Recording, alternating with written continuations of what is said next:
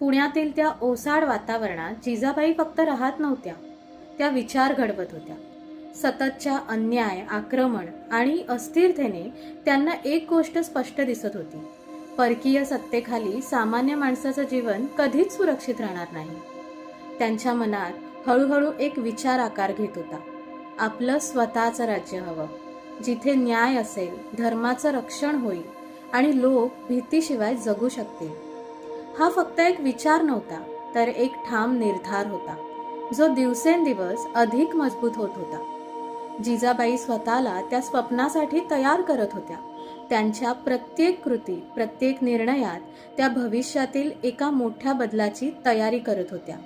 त्या फक्त परिस्थिती स्वीकारत नव्हत्या, तर ती बदलण्याची ताकद आपल्या आत तयार करत होत्या. पुण्याच्या त्या शांत वाटणाऱ्या भूमीत एक स्वप्न जन्माला येण्यासाठी तयार होत होतं, स्वराज्याचं स्वप्न. पुढच्या भागात पाहूया या स्वप्नाला दिशा देणारा तो ऐतिहासिक क्षण.